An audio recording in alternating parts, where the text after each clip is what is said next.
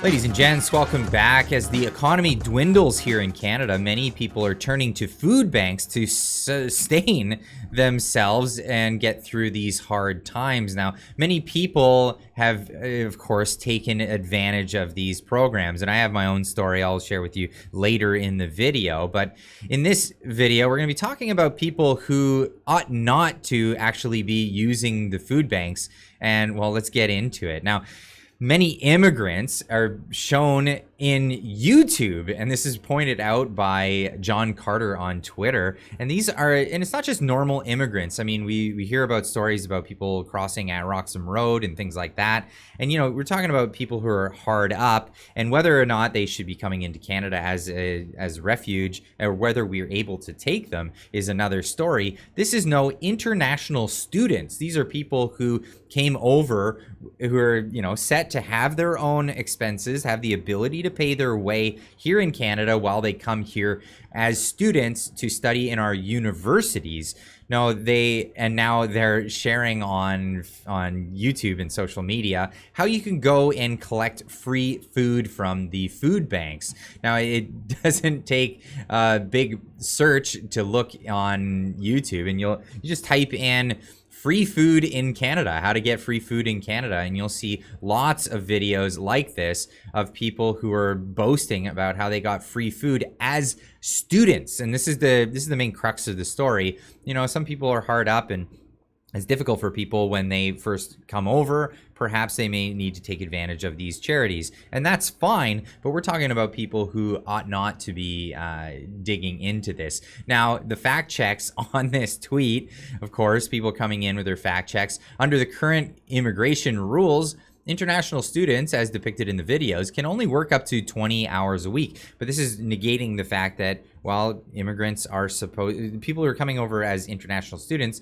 they're full-time students. They should be able to pay for their tuition and pay for their lodging and food costs. But no, instead, they're taking care of these things on the goodwill of Canadians. And this is where goodwill starts to run dry, when people start to see videos like this surface. And in the title of the video, how to get free food in Canada, international student living in Canada, $500 worth of food items. And this is just this is supposed to be for, of course, poor and, you know, underprivileged families, people that are having a hard time struggling, Canadian citizens, if you would. And well, and this raises into question a lot of concerns that people have with the number of immigrants that are coming into Canada.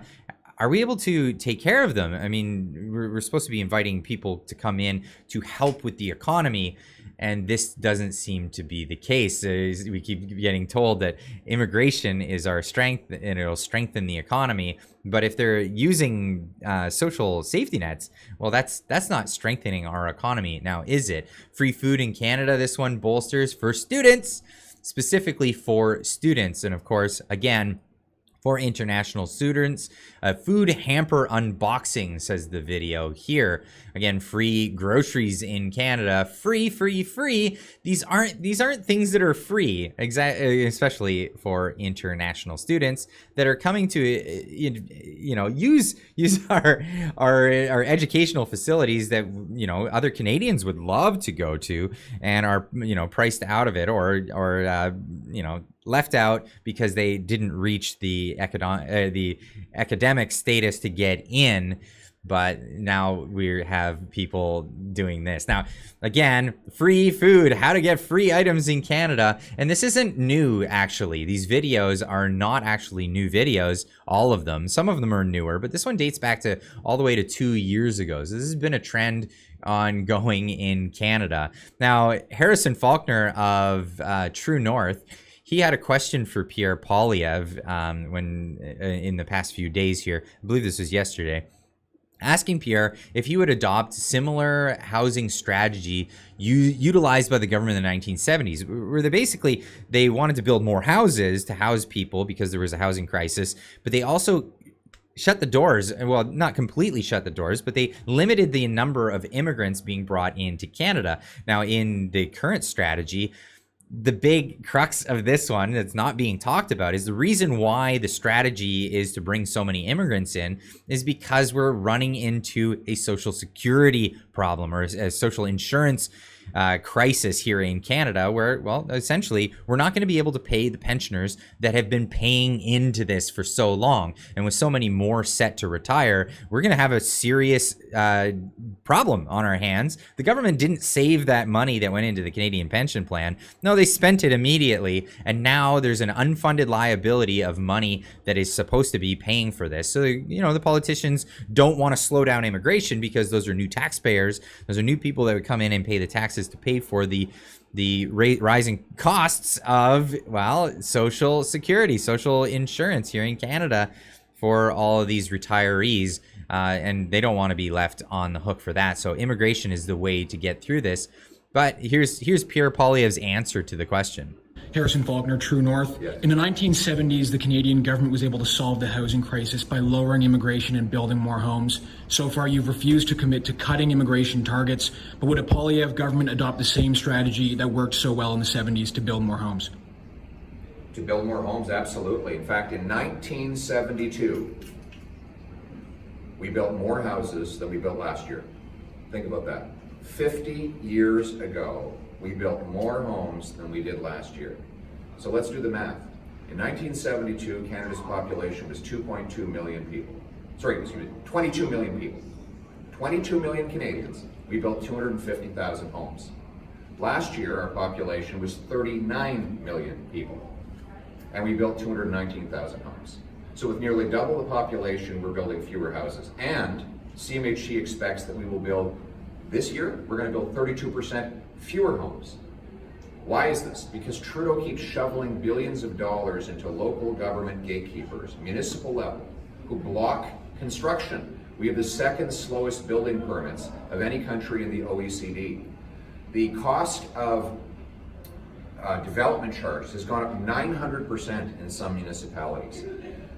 Government costs add $1.2 million to the cost of every unit of housing that is newly built in Vancouver. It's $350,000 here in this city of Toronto.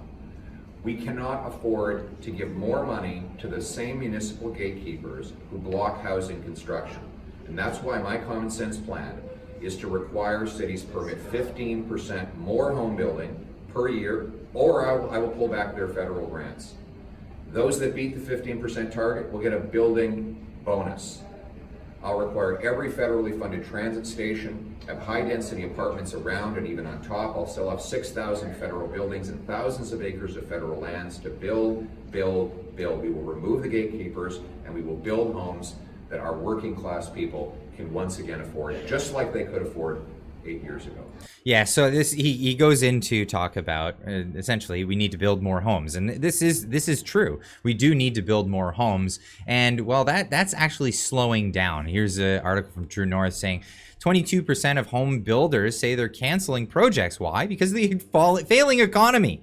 The failing economy. These builders aren't doing it for a charity. They're doing it for a profit. And when people aren't buying homes and the prices of homes are dropping, in some places 20%, they're not getting into the building industry. So, of course, if they, get rid of some of the red tape, yeah, you might see some more housing being built. If you see, regulations coming down and the cost of the regulations coming down, you might see more homes being built. But this is largely ignoring the fact that we're bringing in more people at the same time as bringing in more, trying to build more homes. Now, if you haven't seen the situation, this is where we're at. Now, I'm going to get into the thing about the food bank. The food bank is, these are local charities, largely. They're put on by churches, they're put on by other organizations, and they're not typically a government funded or a government run program.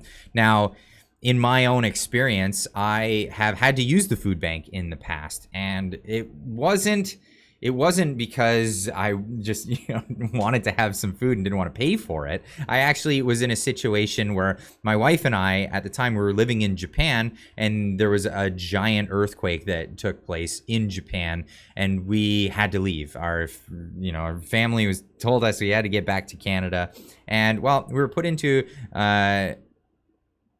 extenuating circumstances where we only had enough money to get first and last month's rent and get into a place when we got back to Canada. And this was after this big disaster in 2021. Now, we went to the food bank because we actually didn't have enough to eat. We went there, and in our experience, we noticed that the number of people that were going there weren't actually people that were in need, and the food bank staff didn't really push back on that. Up into the point that we were waiting in line at this place, and someone rolled up in a Range Rover, which, if you don't know, is an expensive car.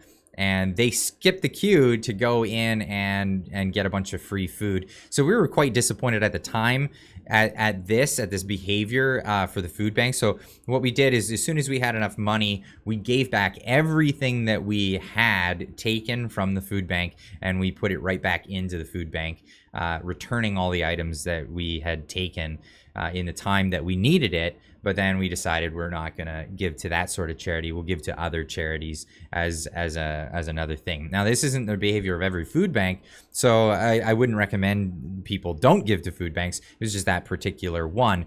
But this is the case around Canada, as we're seeing people taking advantage of it and posting on social media to use the food banks as just a way for students to get food, when international students should really be taking care of themselves. But hey, let me know what you think in this situation. I'm not saying that we shouldn't have immigration, but immigration is definitely exacerbating the whole situation in Canada with the housing scenario that we're definitely fighting through. But we do need immigrants, as it is important to bring new people in. We can't have a dwindling population if we expect to have economic growth.